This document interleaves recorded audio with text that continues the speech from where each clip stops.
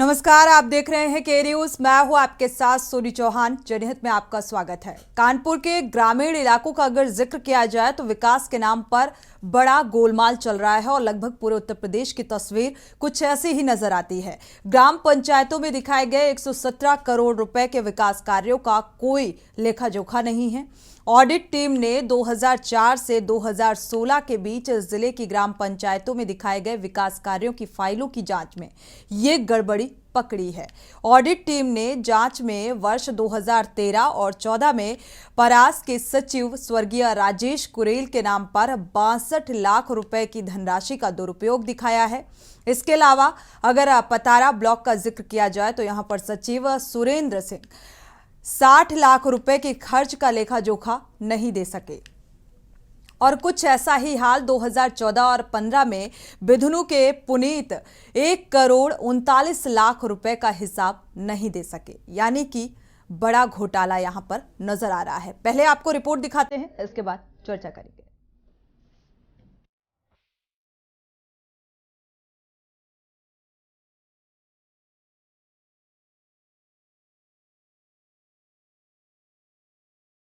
पंचायती राज विभाग गांव में विकास कार्य के लिए प्रत्येक वर्ष करोड़ रुपए खर्च करता है। शासन से 15वें वित्त और पंचम वित्त मद के तहत धनराशि जारी की जाती है। पंचम वित्त की धनराशि से मेंटेनेंस, सरकारी भवन का निर्माण आदि का काम होता है, जबकि 15वें वित्त की राशि नाली, खरंजा व कार्यालय संबंधी सामग्री मांगने पर खर्च की जाती है। दोनों मदों में कुल 10 से 11 करोड़ रुपए हर साल आते हैं। इसमें से 53 करोड़ रुपए का दुरुपयोग तो साल 2015-16 में ही हुआ। गोलमाल में 80 ग्राम प्रधान और 60 सचिवों के नाम सामने आए हैं। इनमें से कई प्रधानों का कार्यकाल खत्म हो गया है, जबकि कई सचिव रिटायर हो चुके हैं। कुछ का तबादला हो गया। खुलासे के बाद विभाग ने इन सचिवों और प्रधानों से वसूली की तैयारी कर रहा है।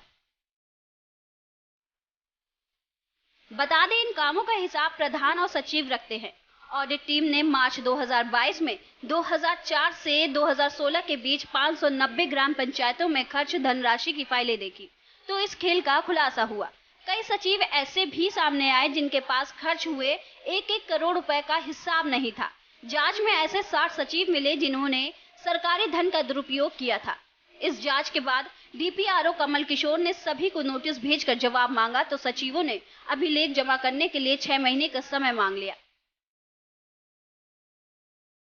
लेकिन 1 साल बीतने के बाद भी 80 ग्राम पंचायतें खर्च सरकारी धन का हिसाब नहीं दे पाईं। ऐसे में जिला पंचायती राज अधिकारी ने सरकारी धनराशि का दुरुपयोग करने पर सचिवों को दोषी मानकर सभी से धनराशि वसूली की तैयारी कर रहे हैं। ऑडिट टीम ने जांच में वर्ष 2013-14 में परास के सचिव स्वर्गवासी राजेश कुरेल के नाम पर 62 लाख रुपए की धनराशि का दुरुपयोग दिखाया है। इसके अलावा पतारा ब्लॉक के सचिव सुरेंद्र 60 लाख रुपए के खर्च का लेखा जोखा नहीं दे सके। 2014-15 में बिधुनु के पुनीत मिश्रा तो 1 करोड़ 29 लाख रुपए का हिसाब नहीं दे सके। वहीं 2015-16 में 53 करोड़ रुपए की धनराशि का दुरुपयोग हुआ। इस साल बिल्लौर की पूरा ग्राम पंचायत के सचिव चंद्र प्रकाश ने खर्च हुए 97.70 लाख रुपए के अभिलेख नहीं दिए। दूसरे नंबर पर सरसौल ब्लॉक के सचिव लवकुश ने 82.18 लाख रुपए की धनराशि का दुरुपयोग किया।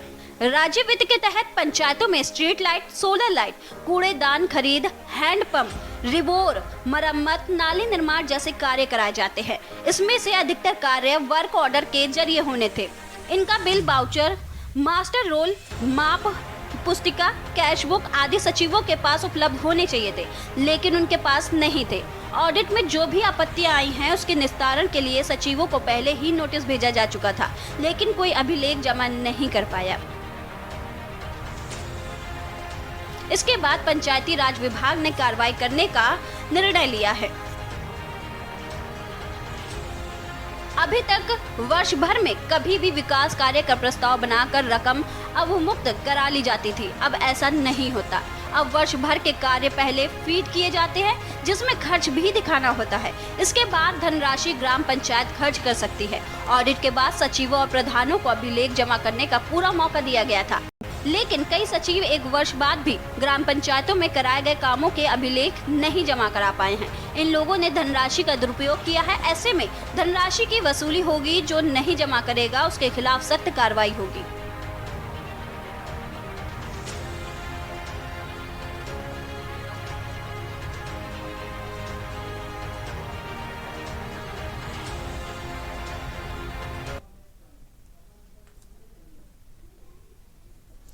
तो फिलहाल अगर देखा जाए तो एक घोटाले की जो तस्वीर सामने आ रही है, 590 ग्राम पंचायतों में घोटाला हुआ है और कुछ का कार्यकाल समाप्त हो चुका है। तो सवाल ये भी उठता है कि क्या उनके खिलाफ कार्रवाई होगी और ये इस कार्रवाई में कितना वक्त लगने वाला है। और जो विकास कार्यों के लिए करोड़ों रुपए दिए जाते हैं, मुहैया कराए जाते हैं कि आप विकास कराइए और इस विकास का लाभ जमीनी स्तर पर नजर आए, लेकिन यहां पर ये जो सरकारी पैसा है इसका बंदरबाट किस तरीके से किया जाता है, उसकी ये बानगी आपको दिखा रहे हैं। इसी बात को लेकर हम चर्चा भी करेंगे, दर्शकों की राय भी साझा करेंगे। दर्शक जुड़ सकते हैं, इस मामले को लेकर अपनी राय साझा कर सकते हैं, क्योंकि ये सड़कें इस बात को बताने के लिए काफ़ी हैं कि जो विकास कार्यों के लिए करोड़ों की राशि मुहैया कराई जाती है इन जनप्रतिनिधियों को, महासचिवों को, वो किस तरीके से बंदरबाट करने में लग जाते हैं और यही वजह है कि विकास आधार पर लटक जाता है। हमारे साथ खास मेहमान जुड़े हुए हैं, आपका परिचय करा देते हैं। अनिल शुक्ल वारसी जी हैं, पूर्व सांसद हैं बीजेपी से। स्वागत है आपका इस चर्चा में शामिल होने के लिए। अनिल झा, सपा नेता, आपका भी बहुत बहुत स्वागत है इस चर्चा में शामिल होने के लिए। हमारे साथ अनिल शर्मा जी भी कांग्रेस प्रवक्ता जुड़ चुके हैं, आपका भी स्वागत है इस चर्चा में शामिल होने के लिए। और पूर्व विधायक रघुनंदन भदौरिया भी हमारे साथ जुड़े हुए हैं, आपका भी बहुत बहुत स्वागत है इस चर्चा में शामिल होने के लिए। शुरुआत अनिल शुक्ल वारसी जी से कर लेते हैं, क्योंकि 590 ग्राम पंचायतों में घोटाले की तस्वीर सामने आ रही है, जो घोटाले का खेल खेला गया। आपने देखा होगा करोड़ों का बजट पास किया जाता है, और करोड़ों का बजट इसलिए 10 से 11 करोड़ का कि ये विकास कार्य, हालांकि ये राशि अब बढ़ा भी दी गई होगी, ये हम पुराना आपको बता रहे हैं कि विकास कार्य हो, जो सड़कें हैं वो अच्छे से उनका निर्माण हो, ताकि ये जो गड्ढे सड़कों में नजर आ रहे हैं लोग इन अच्छी सड़कों में चल सके। लेकिन जो प्रतिनिधि हैं, जो जनप्रतिनिधि, जो जब जाते हैं वोट की अपील करते हैं तो इन्हीं विकास कार्यों का वो दावा करते हैं, लेकिन ये विकास कार्य अधर में ही लटक जाता है, क्योंकि ये घोटाले की तस्वीर सामने आ रही है। आपकी प्रतिक्रिया? देखिए मैडम, बेईमान वो चाहे ग्राम प्रधान हो, चाहे वहां का सेक्रेटरी हो, ये भ्रष्टाचारियों के खिलाफ तो कार्रवाई होना चाहिए और सख्त कार्रवाई। लेकिन मैं ये कहना चाहता हूं कि ये जो बेईमानी होती है ये अकेले ग्राम प्रधान नहीं करता है। ग्राम प्रधान के साथ सचिव भी मिला रहता है और ऊपर के अधिकारी भी मिले रहते हैं, चाहे वो डीपीआरओ हो, चाहे वहां का डीडीओ हो, यहाँ तक कि डीएम तक की संलिप्तता रहती है। तो मैं ये चाहता हूं कि इसमें कार्रवाई जो है पूरी कड़ाई से, ईमानदारी होना चाहिए। और चूंकि ये जब जिस कार्यकाल में गड़बड़ हुआ है वो कार्यकाल समाजवादी पार्टी की सरकार का था, तो समाजवादी पार्टी की सरकार में तो इस तरह के मामले एक नहीं कई होंगे, ये प्रकाश में आया है। तो हम तो कहेंगे जब इतना बड़ा घोटाला है तो इस घोटाले को बजाय जो एजेंसियां यहाँ की जांच कर रही हैं, इनके सिवाय इस मामले को पूरे इन्फोर्समेंट डायरेक्टरेट को दे देना चाहिए। और इन्फोर्समेंट डायरेक्टरेट को इस बात की शक्तियां हैं कि वो तुरंत जो है, जो अपराधी होंगे उनके संपत्ति को तुरंत अटैच कर लेंगे। उनको अधिकार है, उनको कोई मुकदमा या कोई परमिशन लेने की जरूरत नहीं है। वो तुरंत जो भी उन्होंने इसको फंड को डाइवर्ट किया होगा, क्योंकि डेवलपमेंट का जो फंड आया वो कहीं ना कहीं तो इन्वेस्ट किए होंगे, तो जहां से इन्वेस्ट किए होंगे उस संपत्तियों को तुरंत वो अपने कब्जे में ले लेंगे और कब्जे में ले करके उन संपत्तियों को बेच करके सरकार के खजाने में पैसा वापस चला जाएगा। और नहीं तो अगर ये मुकदमेबाजी होती रही तो पता नहीं ये मामला कब तक लटका रहे, कब इस पे फैसला आएगा। क्या लगता है अनिल शुक्ल वारसी जी, ये संभव है और इतना आसान है? आपने कह दिया और ऐसा संभव है कि ये हो जाएगा? इतने बड़े पैमाने पर ये घोटाले की तस्वीर सामने आ रही है। कोई मैडम इसमें दिक्कत नहीं है। इसमें तो सरकार के साफ साफ आदेश है और इसमें बाकायदे कानून में भी इस तरह का कानून बन चुका है कि कोई भी मामला है आप ईडी को भेज सकते हैं। बिल्कुल, इन्फोर्समेंट कानून डायरेक्टरेट हर एक को अपराध मामला के भेज लिए बनाया सकते हैं। गया है। ठीक है, आपकी बात से इत्तेफाक रखते हैं, कानून हर एक अपराध के जी। लिए बनाया गया है, लेकिन दुर्भाग्यपूर्ण ये बात है कि कानून बनने के बावजूद भी जिस घोटाले का हम जिक्र कर रहे हैं, ग्राम पंचायतों का अगर जिक्र करें तो यहाँ पर ग्राम प्रधान किस तरीके से अपनी जिम्मेदारी निभा रहा है, वीडियो और एडीओ डीएम से लेकर सबकी संलिप्तता, आपने ही इस बात का जिक्र किया। अगर किसी व्यक्ति को अपनी नाली का निर्माण कराना है या उसे सड़क की दिक्कत आ रही है, सड़क बनवानी है, अगर किसी विधायक से कह दिया जाए कि अपनी विधायक निधि का इस्तेमाल कर लो, तो वो इस बात को नजरअंदाज कर देता है। कई बार ऐसी तस्वीरें सामने आई। हमारे साथ और भी खास मेहमान जुड़े हुए हैं। आलोक त्रिपाठी वरिष्ठ पत्रकार भी हमारे साथ जुड़े हुए हैं। स्वागत है आपका इस चर्चा में शामिल होने के लिए। हालांकि आपने जिस बात का जिक्र किया कि सपा के कार्यकाल में ये जो घोटाले की तस्वीर है थोड़ा ज्यादा तादाद में थी। अगर हमारे साथ जुड़ेंगे सपा नेता तो जरूर उनसे सवाल करेंगे। हमारे साथ रघुनंदन भदौरिया भी जुड़े हुए हैं। रघुनंदन जी, आखिर पारदर्शिता कब आएगी? पारदर्शिता का जिक्र तो बार बार होता है, लेकिन पारदर्शिता जो है वो जमीनी स्तर पर नजर नहीं आ रही। क्या वजह जान सकते हैं? अनम्यूट करिएगा।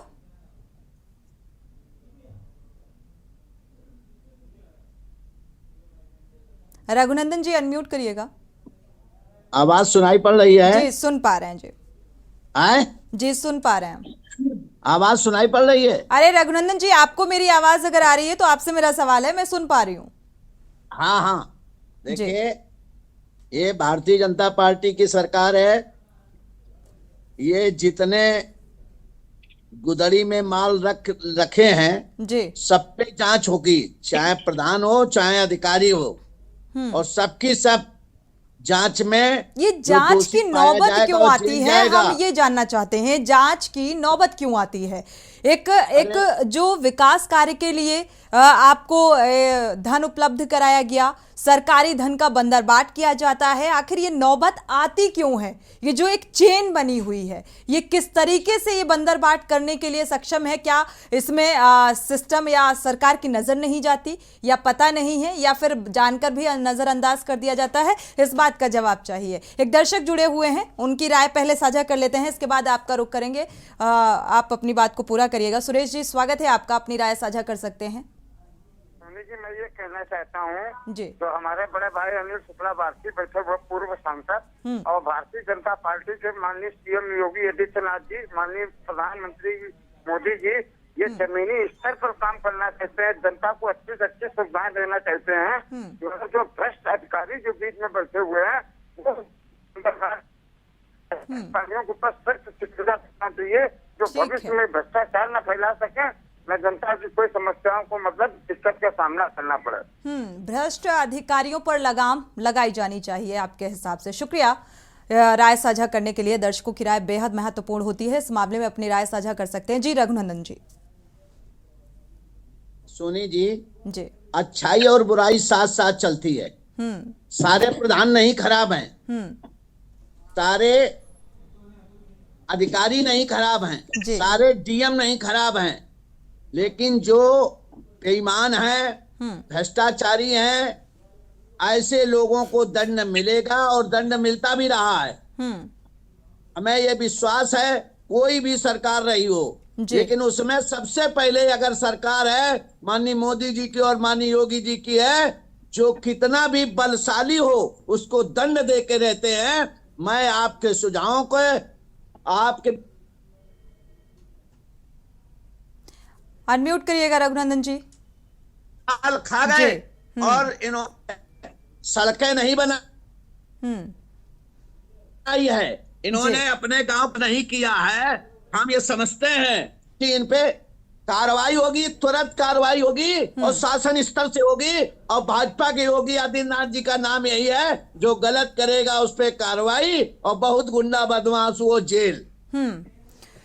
ठीक है, देखा जाए तो ये बात चाहे पूर्व विधायक हो, चाहे बीजेपी के कार्यकर्ता हो, या फिर कोई नेता हो, या बड़े लेवल का हो या छोटे लेवल का हो या कार्यकर्ता हो, हर एक के मुख से हम ये बातें सुनते आ रहे हैं, लेकिन मुझे लगता है कि जमीनी स्तर पर थोड़ा सा मॉनिटरिंग की जरूरत है, क्योंकि ज्यादातर मामले ऐसे सामने आते हैं और ऐसे में कार्रवाई कितनी होती है। कार्रवाई का कोई ऐसा मामला सामने आता नहीं कि ग्राम प्रधान ने घोटाला किया और उसके खिलाफ कड़ी कार्रवाई की गई, क्योंकि संलिप्तता ऊपर से लेकर नीचे तक यहां पर नजर आती है। दर्शक जुड़े हुए हैं, उनकी राय पहले साझा कर लेते हैं। प्रेम जी, स्वागत है आपका, अपनी राय साझा कर सकते हैं। नमस्कार मैम जी मैम, आज तक आपने सुना होगा, पिछले 5 सालों से बीजेपी बोल रही है कि मेरे सरकार से ये होता है, और हमारे पीएम साहब हथेली खुजाते हैं कि 85 पैसे में 15 पैसे वहाँ पहुँचते थे और 85 पैसे गायब हो जाते थे। अब इनको कौन समझाएगा यहाँ पे कितने गायब होते हैं, क्या होते हैं। अब तो डिजिटल हो गया है, फिर भी गायब होता है। इनका तो एकदम ठीक अकाउंट में जाता है, सब जगह जाता है, फिर गायब हो रहा है। इसका मतलब इनकी मिली भगती है ना। मरे हुए आदमी को याद करते हैं, पुराने पीएम को, कि वो ये कहते थे कि ऐसे 1 रुपए में हमारा 85 पैसा जाता है। अब इनके कितने पैसे जाते हैं, थोड़ी शर्म करनी चाहिए इनको। ये कितनी बातें करते हैं, कितने झूठी बातें करते हैं। शुक्रिया प्रेम जी, और आपकी ये नाराजगी भी जायज़ है जिस तरीके के मामले सामने आ रहे हैं। शुक्रिया हमारे साथ जुड़ने के लिए और ये राय साझा करने के लिए। ये आम जनता है, ये दर्शक हैं। रघुनंदन जी, जो आप सुन पा रहे होंगे, दूसरे को चोर कह देना बहुत आसान होता है, लेकिन जब दूसरे पर उंगली की जाती है तो ये हर व्यक्ति भूल जाता है कि कुछ उंगलियां उसकी तरफ भी हैं। इस बात को मानते हैं आप? नहीं, हम मानते ही नहीं हैं। हमारे यहाँ अपना हो पराया हो, जेल सब जाते हैं। आप भी मानती हैं, आप इसमें दिखाती भी हैं। अमुक वक्त बहुत प्रतिभाशाली था, भाजपा का था, बड़े जिम्मेदारी हम अपनी ईमानदारी से निभाते हैं, लेकिन उम्मीद यही करते हैं कि जो सत्ता में है, सिस्टम में है, वो भी अपनी जिम्मेदारी ईमानदारी से निभाए। मानता हूँ, उसी के लिए कह रहा हूँ कि हमारे यहाँ इसीलिए पक्की जेल बनवा दी गई। रोटी कपड़ा और मकान उनको वहां दे दिया जाता है। मत यहाँ खाओ, अगर नहीं खाना है। बढ़िया रोटी मिल रही है, कपड़ा मिल रहा है, इतनी बड़ी बिल्डिंग बन रही है जो तुम्हारे घर की भी नहीं है। योगी जी सबको पहुंचा दे रहे हैं जेल में। जांच तो होने दीजिए, अधिकारी भी जाएंगे और ये पुराने जितने हैं ये जो तुम्हारे प्रधान भी जाएंगे। ठीक है ना सोनी जी, उम्मीद यही है कि अगर इस घोटाले में, हालांकि कई ऐसे ग्राम प्रधान, ग्राम पंचायतों में जो घोटाले की तस्वीर सामने आ रही है, इसमें से कईयों का कार्यकाल जो है वो समाप्त हो चुका है। हमारे साथ अनिल शर्मा जी भी हैं कांग्रेस से। अनिल शर्मा जी, आपके नजरिए से अगर देखा जाए तो जिम्मेदार किसे माना जाए? सोनी जी, अभी हमने दोनों नेताओं को सुना जी। अपनी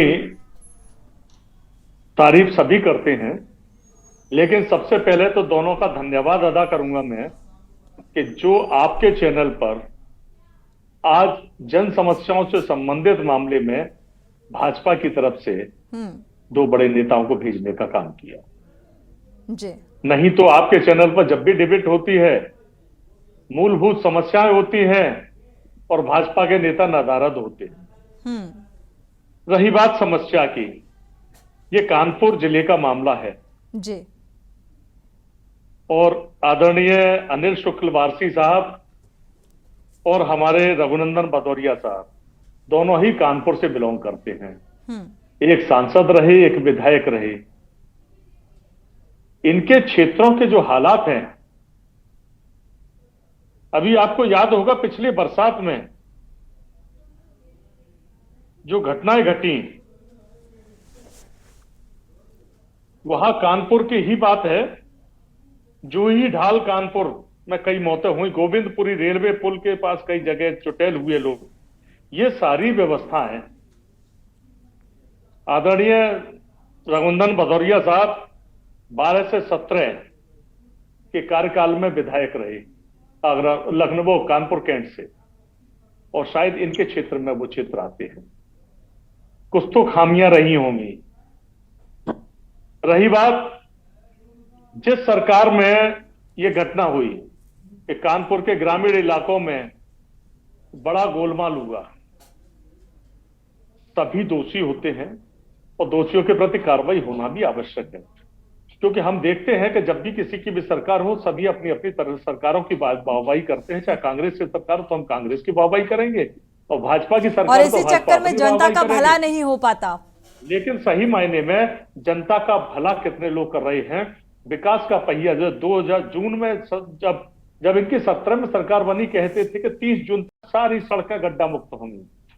कितनी गड्ढा मुक्त सड़कें हुई, कितने खाके तैयार हुए, इसका भी चिट्ठा निकल के आना चाहिए। 17 से लेकर अब 23 तक उत्तर प्रदेश के अंदर जिस प्रकार से विकास का पहिया जाम हुआ, कितने विकास हुए, कितने कागजों पर निपट गए, उनके भी चिट्ठे सामने आने चाहिए। एक छोटे से क्षेत्र का आंकड़ा निकालकर हम पूरे प्रदेश की वानगी देखें। चलिए समाजवादी पार्टी के कार्यकाल में हुआ, लेकिन उस वक्त विधायक आप भी थे, सांसद आप भी थे, आपकी नैतिक जिम्मेदारी क्या बनती थी? 2023 में आज उजागर हो रहे हैं, उससे पहले उजागर क्यों नहीं? जांच का विषय है, कार्रवाई करिए, जेल भेजिए। बहुत पक्की मजबूत दीवारें बनवा दी गई है जेलों की। भारतीय जनता पार्टी के लोगों को जेलों से छुटकारा है, उन्हें भी जेल भेजा जाता है। ब्रजभूषण शरद सिंह जी को क्यों नहीं भेजा जा रहा? और भी कई इस तरह की समस्याएं जो एक्चुअली मैं और सारे मुद्दों पर कर रहा हूं, तो इनकी बहुत सारी भाजपा के खिलाफ बिल्कुल मुद्दे में रहकर बात करना मुझे लगता है मुद्दे से हम लोग भटक जाएंगे। देखिए, जितने भी विकास के मामले होते हैं, सबसे पहले टेंडर उठता है, पूरी जांच होती है, कितने का टेंडर बना, टेंडर उठा, टेंडर के बाद वो टेंडर पास होता है। टेंडर पास होने के बाद उसकी प्रक्रिया है, जेई, एई, एग्जीक्यूटिव इंजीनियर, चीफ इंजीनियर, सारे, फिर उसके बड़े बड़े अधिकारी और विधायक, पार्षद, प्रधान, सबकी व्यवस्थाएं उसमें संलिप्त होती हैं। उन व्यवस्थाओं के बाद उस ठेकेदार के बावजूद भी, जिसको ठेका दिया जाता है, उसके ऊपर भी एक पेटी ठेकेदार होता है, और पेटी ठेकेदार के बाद व्यवस्था है वहां, उसके बाद भी कर्मचारियों का ठेकेदार अलग होता है। ये जेन्युइन व्यवस्थाएं बता रहा हूं मैं आपको। इन सारी व्यवस्थाओं के बीच में जब वो जांच होती है कि ये सड़क बनने को तैयार है, इसमें इतना पैसा आया, उसके बाद उसकी गुणवत्ता कितनी होती है, उसका पैमाना क्या है, जो पैमाइश उसकी होती है, जिस मानकों के आधार पर ठेका लगता है, उस ठेके के किस मानकों के आधार पर कहां होते हैं, वो जेई, एई, ग्राम प्रधान, शहर के अंदर पार्षद। ये केवल एक ग्राम का मामला नहीं, हर क्षेत्र का मामला है, चाहे पार्षद के क्षेत्र का, वो वहां उस विधायक को भी उसका एक छोटा सा हिस्सा पहुंचता है, चुपचाप लिफाफे पहुंचते हैं ठेकेदारों के द्वारा। चाहे वो सांसद हो, सांसद को भी एक लिफाफा पहुंचता है, जिसके कोटे से होता है उसको पहुंचता है। तो उस वक्त ये सारी बात कहाँ थी? ये आपके जो मामला है 2004 बिल्कुल इन सब बातों को अगर देखा जाए निष्पक्षता के साथ, क्योंकि जब पक्ष और विपक्ष एकजुट होता है तो महज आरोप और प्रत्यारोप लगते हैं कि आपके कार्यकाल में ऐसा हुआ, हमारे कार्यकाल, मौजूदा कार्यकाल में स्थितियां बेहतर हैं। आपने कहा पहिया जाम हो गया और मौजूदा सत्ताधारी कहते हैं कि पहिए ने रफ्तार पकड़ ली। तो आखिर क्या हकीकत है? एक निष्पक्ष नजरिया क्या है?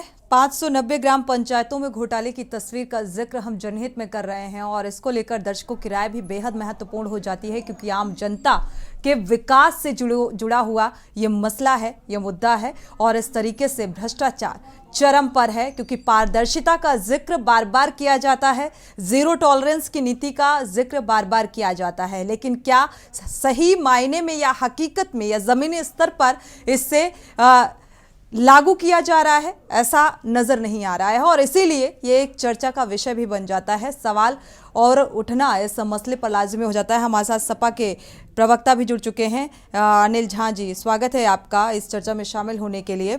आलोक त्रिपाठी जी का रुख कर लेते हैं। आलोक त्रिपाठी जी, 2017 के बाद से क्या कुछ बदलाव, क्या कुछ तस्वीर विकास को लेकर आप देख पा रहे हैं? अगर देखा जाए, क्या इस विकास की रफ्तार को भ्रष्टाचार ने धीमा कर दिया है? क्या भाप पा रहे हैं? देखिए, विकास अपनी जगह है, भ्रष्टाचार अपनी जगह है। भ्रष्टाचारी चाहे अधिकारी हो, चाहे राजनीति में हो, वो अपना काम करते हैं, और विकास जो करना है वो अपना काम कर रहे हैं। लेकिन मेन बात है कि जो इतना बड़ा डाला हुआ है या भ्रष्टाचार हुआ है, तो ये जो प्रधान और ये सचिव ब्लॉक लेवल पे जो होते हैं, और उनका जो चहेता ठेकेदार होता है, ये तीनों का गठजोड़ जो होता है, ये उनकी देन है। क्योंकि होता क्या है कि इस तरह के जब कोई विकास कार्य होता है, चाहे संजय का निर्माण हो, चाहे सड़क का निर्माण हो, तो उसके लिए टेंडर प्रक्रिया होती है, टेंडर निकाला जाता है। तो होता इन तीनों का जो गठजोड़ होता है टेंडर के पहले ही सब बंदर बाट कर लेते हैं। तो पहले क्या होता था, जो मेरी जानकारी में है कि पहले होता चलता था, उसके बाद विकास जो पैसा आता था वो बंटता था सब। अब क्या हो रहा है कि अब जो ठेका निकलता है पहले उसमें कमीशन बढ़ जाता है, उसके बाद बचता है जो उससे विकास कार्य होना है। तो जब उसमें कमीशन पहले ही निकल जा रहा है तो विकास कार्य होगा कहाँ से? तो ये सब तो जनता के साथ धोखा हो रहा है। और ये जनप्रतिनिधि जिनके ऊपर जिम्मेदारी जनता के विकास को लेकर है, जिस क्षेत्र के विकास को लेकर के है, वो ही इसमें इन्वॉल्व हो जाते हैं। और साथ में प्रशासनिक अधिकारी हो या सचिव हो या ब्लॉक लेवल पे जो भी DPRO हो, जो भी डोमिन होते हैं, वो सब इसमें जो पैसे के खेल में शामिल हो जाते हैं। तो आज जो पहले कहावत किसी नेता ने कही थी, मैं नाम नहीं लेना चाहता उसका, कि जो ऊपर से जो पैसा भेजा जाता है वो नीचे पहुंचते पहुंचते उसका 10% पहुंचता है। तो ये बात आज भी वही लागू हो रही है कि पैसा तो आता है, बजट आता है, लेकिन उसका कितना पैसा उस मत में खर्च होता है, ये बड़ी बात है। और यही कारण है कि जो तस्वीरें आज के न्यूज चैनल पे दिखाई जा रही हैं, सड़कों की जो दयनीय स्थिति दिखाई जा रही है, जलभराव दिखाया जा रहा है, वो इसका ही एक उदाहरण है। तो फिलहाल अगर देखा जाए, जब स्थितियां मुझे लगता है और हर एक व्यक्ति को ये चीज़ें पता भी हैं, बावजूद इसके ये झूठे वादे क्यों आम जनता से? जनप्रतिनिधि जो जाते हैं आम जनता के बीच जब वोट की अपील करते हैं, तो ये झूठे वादे क्यों भ्रमित किया जा रहा है आम जनता को? हमारे साथ सपा के नेता भी जुड़ चुके हैं, अनिल झा जी का रुख कर लेते हैं। अनिल झा जी, सरकारी धन का दुरुपयोग क्यों? जी, ये बहुत बड़ा सवाल जो है अपने आप में, जो आप पूछ रही हैं हमसे, या जो आप जिस पे आप डिबेट आपने रखी है जी। अभी हमारे भाई साहब बोल रहे थे कि किसी नेता ने कहा था, स्वर्गीय राजीव गांधी जी ने ये बात बड़ी जिम्मेदारी से, कांग्रेस की सरकार रही थी उस समय, और बड़ी जिम्मेदारी से उन्होंने ये बात स्वीकार किया था, और जिसका आज भी मजाक उड़ाते हैं भाजपा के लोग। उन्होंने कहा था, जिस परिप्रेक्ष्य में, उस परिप्रेक्ष्य को आज तक नहीं समझा, चाहे जिसकी भी सरकार केंद्र में या किसी भी राज्य में रही हो जी। इस देश का अगर ब्यूरोक्रेट्स जो अधिकारी होता है, टेंडर कहां से निकलता है? टेंडर नेता की जेब से नहीं निकलता है, टेंडर निकलता है विभागों से, और उस विभाग को टेंडर अलॉटमेंट से लेके सारी प्रक्रिया चेक करने से लेके पेमेंट रिलीज तक कौन करता है? ब्यूरोक्रेट्स करता है। अगर ब्यूरोक्रेट्स अपने आप को, और ब्यूरोक्रेट्स किसके अधीन आता है? सरकार के अधीन होता है। तो अगर सरकार की मंशा होती, किसी भी सरकार की मंशा होती, क्योंकि इस बात को स्वीकार करने में मुझे कोई गुरेज नहीं है कि चाहे सरकार जिसकी भी हो, भ्रष्टाचार कम नहीं हो रही है। जैसे जैसे देश 20वीं शताब्दी बढ़ती चली जा रही है, दशक दर दशक भ्रष्टाचार इस देश में बढ़ता चला जा रहा है। आज अगर कोई कहता है, या मीडिया के माध्यम से आप सुनने को मिलता है कि जीरो टॉलरेंस भ्रष्टाचार पे, तो ये सिर्फ कहावत है, क्योंकि जब आप जांच नहीं कराएंगे तो पता कैसे चलेगा आपको? आज चाहे केंद्र की हो, चाहे राज्य सरकारें हो, चाहे भाजपा की हो, चाहे अन्य विपक्षी पार्टियों की हो, जब तक आप जांच नहीं कराएंगे, अपने नेताओं का आप जांच नहीं कराएंगे, अपने सरकार में आप किसी की जांच नहीं कराएंगे, तो ये तो सरकारें दर सरकारें इस चीज को बढ़ावा दे रही है। और जिस बात का उल्लेख स्वर्गीय राजीव गांधी जी ने किया, उस पर आज तक कोई ध्यान नहीं दे रहा, उसका मजाक उड़ाया जा रहा है। जब एक विधायक, आप विधायक छोड़िए, एक पार्षद, चलिए, तो फिर इस हिसाब से अगर देखा जाए तो सपा के कार्यकाल में भी इस बात को गंभीरता से लेना चाहिए था। मुझे 10 सेकंड दीजिए, मेरी बात खत्म। जब एक पार्षद शहर में, जब एक पार्षद और गांव में, जब एक शहरी क्षेत्र में सभासद और गांव में प्रधान जब होता है, जब वो चुनाव लड़ता है और 10-10 लाख, 20-20 लाख, 50-50 लाख, करोड़ खर्च करता है जी जमीन बेच के, तो उससे क्या उम्मीद लगाई जाती है कि वो आके सामाजिक सेवा करेगा? एक विधायक जब लड़ने में, हमारे साथ विधायक जी बैठे हैं, पूर्व विधायक हमारे चाचा हैं, बड़े भाई हैं, बड़ा सम्मान करते भदौरिया जी का, और उन्होंने भी राजनीति कहां से शुरू की थी और कैसे लड़े थे। ये अलग बात है कि 2 साल से भाजपा उनको टिकट नहीं दे रही है, 2 बार से, लेकिन बड़े सम्मानित और बड़े ईमानदार आदमी है। उन्होंने भी चुनाव लड़ी है, हम लोगों ने दे रही है, चुनाव हार रहा हूँ टिकट दे रहे भाई, हार रहा हूँ, टिकट दे रही, क्योंकि वो सब ऐसे लोग हैं जो आप सबके साथी, हम काम चाहे जितना करें वोट नहीं देते भाई। लेकिन अब क्या करें? राशन सब खाएंगे। ठीक है, वोट की अपील रघुनंदन जी, क्योंकि हम समस्या के समाधान का जिक्र कर रहे हैं, हम घोटाले का जिक्र कर रहे हैं, मुझे लगता है वोट अपीलिंग के लिए ये मंच जायज नहीं है। विकास कार्यों को लेकर जिक्र करें तो वो समाज सेवा थोड़ी जी के बाद मंत्री बनने आते हैं सर, आते हैं, समाज सेवा नहीं कर सकता। ठीक है, आपकी बात पूरी हो गई अनिल झा जी। पूर्व सांसद जी कुछ कहना चाह रहे हैं। जी पूर्व सांसद जी, आप कहिए, क्योंकि सरकार की मंशा पर सवाल उठाए जा रहे हैं। देखिए मैडम, जो लोग ये कह रहे हैं या तो इनको पता नहीं या जानबूझ करके इग्नोर कर रहे हैं। हमारी सरकार ने उस बात को ध्यान दिया जो स्वर्गीय राजीव गांधी जी ने कही थी, और इसीलिए हमने योजनाओं को डीबीटी के माध्यम से सीधे लाभार्थी के खाते में पैसे पहुंचा रहे हैं। चलिए, फिर भी ऐसी कुछ तस्वीरें सामने आ ही जाती हैं, गोलमाल की तस्वीरें, घोटाले की तस्वीरें। आप अपनी बात को पूरा करिएगा, एक दर्शक काफी देर से इंतजार कर रहे हैं, उनकी राय साझा कर लेते हैं। राकेश जी जुड़े हुए हैं, स्वागत है आपका राकेश जी, अपनी राय साझा कर सकते हैं। नमस्कार मैडम जी। जी राकेश जी। हेलो जी, सुन पा रहे हैं आपको, अपनी राय साझा कर सकते हैं। आपका प्रोग्राम देख रहा हूँ के न्यूज पे। जी जी, ये आपका प्रोग्राम के न्यूज पर देख रहा हूँ। आप स्थानीय समस्याओं को बड़ी गंभीरता से पेश कर रहे हैं, इसके लिए धन्यवाद। जी शुक्रिया। मेरा भी एक आप इस तरह की जो स्थानीय समस्याओं को रख रहे हैं जी, इसके लिए आपका धन्यवाद। ऐसा ही मेरे को भी एक अनुभव हुआ है। मुरादाबाद से लेके और जो ठाकर द्वारा है,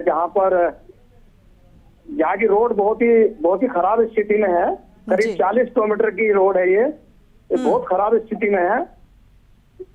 आप इस पे भी फोकस करके एक प्रोग्राम रखिए।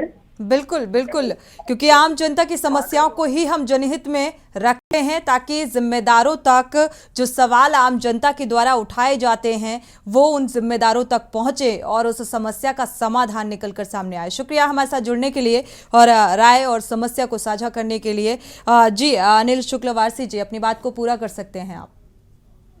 मैं कह रहा था कि जो बात उन्होंने कही कि 15% पहुंचता था और 85% बीच में गायब हो जाता था, तो इसीलिए हम लोगों ने सीधे ग्राम प्रधान के हाथों में ही उसको दिया है कि पैसा सीधे प्रधान के खाते में जाए, तो बीच में कहीं नहीं उसमें कोई लुटस हो।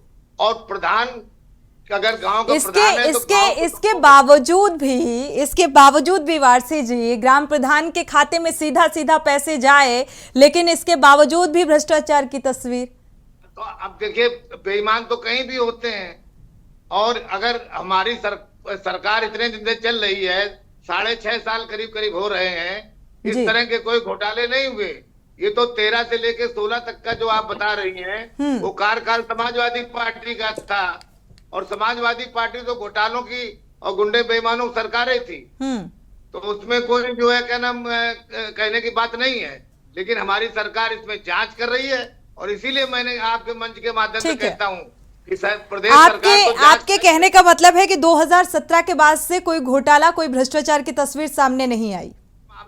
ये मामला सीधे ईडी को देना चाहिए, उनको पावर है। इनकी जितनी भी प्रॉपर्टी इन्होंने बनाई होगी बेईमानी के पैसे से, सब पे ईडी जो है कब्जा करे, इसको बेच के पैसा सरकार के खाते में जमा करे। ठीक है, इस बात का जवाब ले लेते हैं। सपा नेता हमारे साथ जुड़े हुए हैं अनिल झा जी। ये जिस कार्यकाल में 2015-2004 से लेके 16 तक का जो भ्रष्टाचार की तस्वीर सामने आ रही है, सपा के कार्यकाल में हुआ, तो इसके लिए जांच पड़ताल का भी जिक्र किया जा रहा है। हालांकि पूरी तरीके से साफ सुथरी छवि, जैसा कि अनिल शुक्लवारसी जी बता रहे हैं कि सत्ताधारी जो जीरो टॉलरेंस की बात की जाती है उस हिसाब से चल रहा है, भ्रष्टाचार की कोई तस्वीर ऐसी सामने नहीं आती। और ये कहा जाए कि हकीकत हम सभी को पता है, इस बात का जवाब आपसे लेना चाहेंगे। एक कहावत है, खाता न बही, जो मोदी जी कहें या उनके जो विधायक सांसद पूर्व मंत्री कहें वो सही। ये बताइए, 2000 कहते हैं 70 साल से इस देश में कुछ नहीं हुआ, जो हुआ वो 2014 के बाद हुआ। तो जब एक तरफ कहते हो कि 70 साल से इस देश में कुछ हुआ ही नहीं, तो भ्रष्टाचार कहाँ से हो गया? अब 2014 से सरकार में मोदी जी बैठे हैं, 17 से योगी जी बैठे हैं। अरे भाई, चुनाव आ गया है, और कहीं से इनको रास्ता नहीं मिल रहा है। अब ये दो हम कह रहे हैं सपा के सरकार में जो है घोटाला हुआ, 6.5 साल लग गए आपको ढूंढने में, अब 9.5 साल हो गए मोदी जी को ढूंढने में लग गए। अरे आप तो इतने तेज हैं, आपके सीबीआई ईडी आईटी इतना तेज है कि घटना होने से पहले पता चल जाती है। अभी सब अंदर जाएंगे तो पता लगेगा। एक मिनट माननीय पूर्व सांसद महोदय, 1 मिनट, आपके बीच में मैंने नहीं टोका तो मुझे लगता है छोटा भाई हूँ आपका, आप भी मुझे डिस्टर्ब नहीं करेंगे, ठीक है ना? आपकी बात रखने का मौका देंगे आप। तो अगर चुनाव आ गया है, अब चुनाव हो सकता है दिसंबर में भी हो सकता है, अगर 1 नेशन 1 इलेक्शन हुआ तो, या 5 राज्य के चुनाव के साथ हुआ तो हो सकता है मोदी जी चूंकि अचानक चुनाव टाइम पे होगा। तो अब चुनाव आया है तो चुनाव में ये इनके पास न केंद्र में न राज्य में अपने बताने के लिए कुछ नहीं है कि इन्होंने क्या किया। सारा काम विरोधी ने किया, सारा चीजें विरोधी के लिए बताएंगे, दिन रात विरोधी विपक्षी पार्टी के लिए सोचते हैं। अरे भाई 9.5 साल से आप केंद्र में हो, 6.5 साल से आप राज्य में हो, आप बताओ ना कि आपने क्या क्या किया और आगे क्या क्या करोगे। तो ये सब चीजें बताने के लिए है नहीं, तो अब क्या बताएंगे। तो अब 2013 से देखिए सटीक कितना सीबीआई कितना तेज है, इनके पास इंफॉर्मेशन कि 2012 में 2012 तक बसपा की सरकार थी। अब बसपा की सरकार में माफ करिएगा माननीय पूर्व सांसद जी महोदय बसपा में थे, तो 12 की बात नहीं कर रहे हैं, 7 से 12 की बात कर लेते तो मुझे अच्छा लगता। तो 12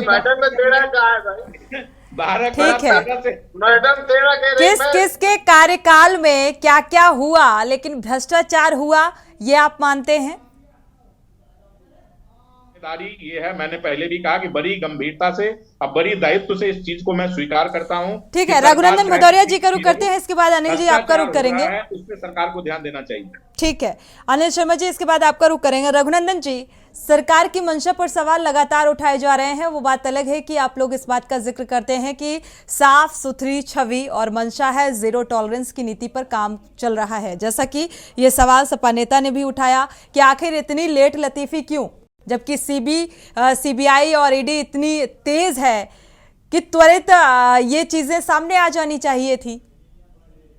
देखिए कितने घोटाले आ गए हैं, आजम खां के घोटाले आ गए, अतीक के घोटाले आ गए, मुख्तार के घोटाले आ गए, बड़े बड़े घोटाले आ गए, सारी तो ईडी निकाल रही है। लालू के घोटाले आ गए, ममता के मंत्री घोटाले आ गए, आप पार्टी के नेता और उप मुख्यमंत्री के घोटाले आ गए, घोटाले पे घोटाला चल रहा। मोदी योगी जो कर रहे हैं, अब ये छोटी सी विधायक सांसद जो है भाजपा में आ गए, सारे घोटाले।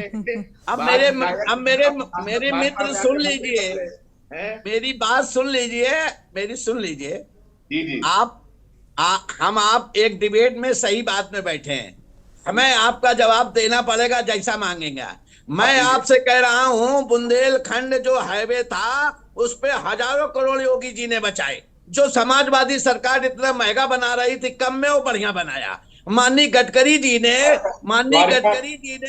इस देश में लाखों करोड़ रुपया बचाए, जो कांग्रेसियों के नीतियों के हिसाब से टेंडर पड़ने थे। आप नहीं बधाई देंगे, हम मोदी जी को बधाई नहीं देंगे, राशन को हम मोदी जी को बधाई नहीं देंगे। रघुनंदन जी, ऐसा लगता है आप चोर हैं हम चोर हैं कि ये लड़ाई चल रही है, ऐसा नजर आ रहा है। जिस तरीके से जो स्थिति बनती हुई नजर आ रही है, अगर देखा जाए भ्रष्टाचार का जिक्र हो रहा है, बीएसपी के कार्यकाल में भी हुआ, समाजवादी पार्टी के भी कार्यकाल का जिक्र आप लोगों ने कर डाला, लेकिन मौजूदा हालात का अगर जिक्र करें तो स्थितियां बेहद अच्छी नजर नहीं आ रही हैं। और ये भ्रष्टाचार की बानगी ही है जो आप तस्वीरों में देख पा रहे हैं, नहीं तो ये सड़कें गड्ढा मुक्त होती। नालियों की साफ सफाई के लिहाज से कितना बजट दिया जाता है, किस तरीके से काम किया जा रहा है, नगर निगम की लापरवाही किसी से छिपी नहीं है। करोड़ों रुपए दिए जाते हैं, बावजूद इसके जमीनी स्तर पर जो विकास है वो कोसों दूर नजर आता है। तो ये कहना कि हम साफ सुथरे हैं, हम में दाग नहीं है, ये तो फिर गलत बात है। अनिल शर्मा जी, आपका रुख करेंगे। 2024 में सरकार बदले ना, अगर 2024 में सरकार बदल गया तो भाजपा के अरे अब 2024 नहीं, 2047 में भारत नंबर 1 पे होगा, विश्व में होगा, भाजपा की सरकार होगी। ठीक है रघुनंदन जी, बात कर रहे हैं 47 तक होगी। आपको वही के जिन मुसलमानों को आपके बहकाव पे वो वोट मिल रहा है, उनका काम हम कर रहे हैं, राशन हम दे रहे हैं, वैक्सीन हम दे रहे हैं, व्यवस्था हम कर रहे हैं, बच्चों को पढ़ाई भाजपा कर रही है। ठीक है, बीजेपी कर रही है। रघुनंदन जी थोड़ा सा सब्र रखिए, आते हैं आपके पास। एक दर्शक है, उनकी राय साझा कर लेते हैं। गिरीश शुक्ला जी जुड़े हुए हैं। स्वागत है आपका गिरीश जी, अपनी राय साझा कर सकते हैं। मैं ये कहना चाहता हूँ कि हमारे शहीद, देश के शहीद प्रधानमंत्री राजीव गांधी जी का उपहास करने के लिए बहुत दिन से हम सुन रहे हैं कि 15 पैसे और 85 पैसे की बातें उठाई जाती हैं, लेकिन आज वो अपना जवाब देने के लिए उपस्थित नहीं है। लेकिन मैं उनकी बातों को जानता हूँ, इसलिए मैं उनका आपका जवाब दिए देता हूँ। उन्होंने ये परिप्रेक्ष्य में बोला था कि सारा काम मैनुअल होता है, 100 जगह फाइल जाती है, तब कहीं जाके धरातल पे काम होता है। तो मशीनरी का खर्चा बहुत ज्यादा था, इसलिए उन्होंने कंप्यूटरीकरण का प्रयास किया और देश को करके दिया कंप्यूटरीकरण उन्होंने, जिसके सहारे आज आप सरकार चला रहे हैं और आप उनका उपहास करते हैं। उन्होंने मैनुअल काम को जब कंप्यूटरीकरण किया था बैंकों आदि में, तब इन्हीं लोगों ने उनका विरोध किया था, सड़कों पे गलियों में बहुत विरोध किया था, लेकिन उन्होंने कंप्यूटरीकरण किया, जिससे आज देश का संसार में नाम है और वो सफल हुए। देश और देश की प्रतिष्ठा अगर विदेशों में है तो नेहरू जी की वजह से है, इंदिरा जी की वजह से है, राजीव गांधी की वजह से है, मोदी साहब की वजह से बिल्कुल नहीं है उनकी प्रतिष्ठा, क्योंकि आज ये 3 करोड़ आदमी बाहर काम कर रहा है। ठीक है गिरीश जी, आपकी नाराजगी जो है वो साफ तौर पर नजर आ रही है, क्योंकि कंप्यूटराइज्ड किया गया और उस बात का उस दौर में विरोध भी किया गया बीजेपी की तरफ से। शुक्रिया हमारे साथ जुड़ने के लिए और ये राय साझा करने के लिए। अनिल शर्मा जी, आपका रुख करेंगे। दर्शक का वक्तव्य आप सुन पा रहे होंगे, समझ पा रहे होंगे, और लगातार जिस तरीके से इन सरकारी जो बजट दिया जाता है विकास के नाम पर, उसका जो बंदरबाट हो रहा है, किसी के भी कार्यकाल में हुआ हो, लेकिन क्या अब 117 करोड़ का जो घोटाला सामने आया, इसमें जो सचिव थे, जो घोटाले की तस्वीर सामने आए, कुछ कार्य मुक्त भी हो चुके हैं, तो क्या अब कार्रवाई की उम्मीद करते हुए आप नजर आ रहे हैं? ऐसी उम्मीद है कि इनके खिलाफ कार्रवाई होगी? देखिए सोनी जी, मैं बिल्कुल महज जांच तक सीमित रह जाएगा मामला? भारतीय जनता पार्टी में केवल ढोल ज्यादा बजाए जाते हैं, काम कम होता है। मैं आपको बता दूं, ग्रामीण अंचलों में नाली खरंजों की, ये विकास की जितनी बात करते हैं, दलदल जैसे हालात बरसात में हो जाते हैं। अभी 2-3 दिन पहले आपने दिखाया था एक हॉस्पिटल का मामला, जहां खंडर की पोजीशन थी, और रघुनंदन जी म्यूट कर लीजिए, इसके बाद आप बात करिएगा। जी अनिल जी, मिल आए उनसे। अस्पतालों के क्या हालात हैं ये आपको देखने को मिलता है, स्कूलों के क्या हालात है ये देखने को मिलता है। अमरोहा, कौशाम्बी, लखनऊ, बस्ती, सुल्तानपुर, अमेठी, पीलीभीत, बरेली, गोरखपुर, फर्रुखाबाद, औरैया, जालौन, झांसी, ललितपुर, अवध प्रांत, ब्रज प्रांत, पश्चिम उत्तर में कहीं भी ले लीजिए, विकास के नाम पर किस प्रकार से लोगों का दोहन हो रहा है, किस प्रकार से लोगों को गुमराह किया जा रहा है। ये सरकार केवल जेल भेजना। अरे भाई, विकास आप कब करेंगे? जेल ही भेजने का काम करेंगे तो भेजिए ना अपने नेताओं को जेल। आपके सांसद तो विधायक क्या करते हैं उस वक्त? बिल्कुल, जब देश में विकास की बात होती है, प्रदेश का विकास का पहिया जाम हो गया, आप कहते हैं विकास कराया। कितना विकास कराया? आप ग्रामीण अंचल में चल के देखिए, शहरी क्षेत्रों में, मलिन बस्तियों में देखिए, 2-2, 3-3 किलोमीटर से लोग पानी भर के लाते हैं, आप कहते हैं इसको विकास? बिल्कुल। रात में अगर सड़क पर चलने लग जाए तो लोग सड़क पर गिर पड़ते हैं, चुटैल होते हैं, उसको विकास कहते हैं? बड़े बड़े आयोजन आप करते हैं भारतीय जनता पार्टी के बैनर तले, और उन विकास के विकास के नाम पर महज भ्रष्टाचार की तस्वीर सामने आती है। विकास को जिस रफ्तार से आगे बढ़ना चाहिए, मुझे लगता है उसमें भ्रष्टाचार जो है वो ब्रेक लगा देता है। शुक्रिया आप सभी मेहमानों का इस चर्चा में शामिल होने के लिए। समय का अभाव है, चर्चा को आगे नहीं बढ़ा सकते। अगर देखा जाए तो ये जो भ्रष्टाचार की तस्वीर सामने आ रही है, 117 करोड़ का घोटाला, और ये समाजवादी पार्टी के कार्यकाल का जिक्र है जी, क्योंकि 2016 और 13 से लेकर 16 तक का ये जिक्र सामने आ रहा है, जो घोटाले की तस्वीर सामने आई। अब इसमें देखना यह होगा कि जो दोषी हैं, जिनके नाम सामने आए हैं, क्या उनके खिलाफ उचित जांच और कार्रवाई होगी, या फिर महज जांच तक ही सीमित रह जाएगा, सब कुछ सिमट जाएगा। इसी के साथ जनहित में फिलहाल बस इतना ही। आगे खबरों के लिए आप देखते रहिए के न्यूज़ इंडिया।